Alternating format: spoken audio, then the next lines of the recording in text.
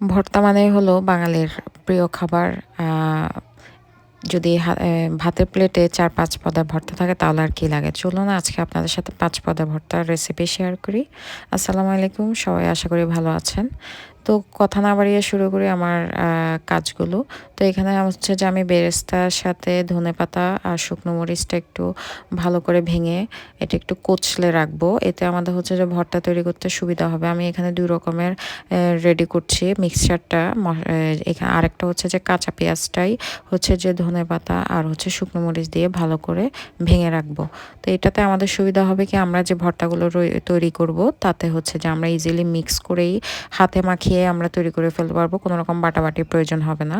তো এখানে আমি বয়েল করা আলু নিয়ে নিচ্ছি, ভালো করে এটাকে ম্যাশড করে নিব। ম্যাশড করার পর আমাদের যে পেঁয়াজের মিক্সচারটা ছিল সেখান থেকে আমি কাঁচা পেঁয়াজের মিক্সচারটা নিয়ে নিব এবং এখান থেকে কিছু অংশ নিয়ে আমি হচ্ছে যে আলুর মধ্যে দিয়ে দিব এবং আলুর সাথে অবশ্যই লবণ দিতে হবে, যেহেতু আমি ওখানে পেঁয়াজের ওখানে দিইনি। আর সরিষার তেল যেহেতু আমি পেঁয়াজে মিক্স করেছি তাই আমার আর প্রয়োজন হয়নি। আপনাদের যদি বেশি প্রয়োজন হয় তাহলে আপনারা করতে পারেন। তো এই যে আমি বল করে এটা আলাদা করে রেখে দিলাম। তারপর হচ্ছে আমি নিয়ে আসলাম আমার হচ্ছে যে কাঁকরোল ভর্তা। তো এখানে কাঁকরোল ভর্তার জন্য আমি কচি কাঁকরোলগুলো লবণ দিয়ে একটু সিদ্ধ করে নিয়েছি, যার কারণে আমাদের বিচিগুলো ফেলতে হয়নি। যদি আপনাদের প্রয়োজন হয় ফেলে নেবেন। তো এখানে আমি ওই যে পেঁয়াজের মিশ্রণটা নিয়ে নিলাম, নিয়ে ভালো করে মিক্স করে এটাও আমি আলাদা রেখে দিব। এরপর আমাদের ৩ নাম্বার ভর্তা হচ্ছে টমেটো ভর্তা। আমি টমেটোটাকে আগেই সিদ্ধ করে নিয়েছি, সিদ্ধ করে ভালো করে এখন এটাকে ম্যাশড করে নিচ্ছি।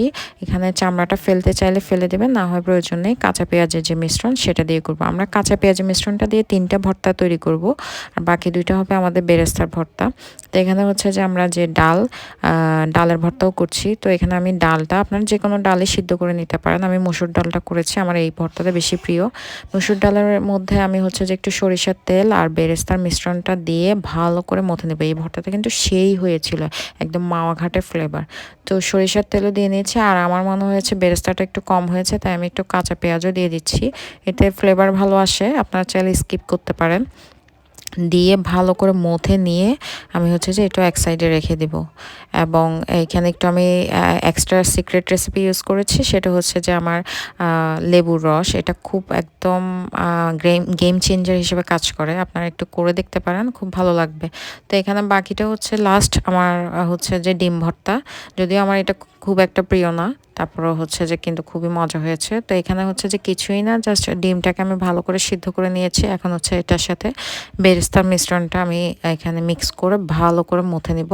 একটু সরিষার তেল চাইলে ইউজ করতে পারেন, আর না হয় স্কিপ করতে পারেন। এই তো শেষ হয়ে গেলো আমাদের ৫ পদের ভর্তা। এখন শুধু গপাগপ খাওয়ার পালা। আর যদি আপনাদের রেসিপিটা ভালো লাগে অবশ্যই লাইক, শেয়ার এবং সাবস্ক্রাইব করবেন। আপনারা কিন্তু খুবই কিপটা, এত কিপটামি করলে একদমই চলবে না। সবাই আমাকে সাপোর্ট করবেন। আর নেক্সট টাইম কেমন ভিডিও চান অবশ্যই আমাকে জানাবেন। এই তো আমার এখন হচ্ছে খাওয়ার পালা। আপনারাও খেয়ে নিন বানিয়ে। আল্লাহ হাফেজ।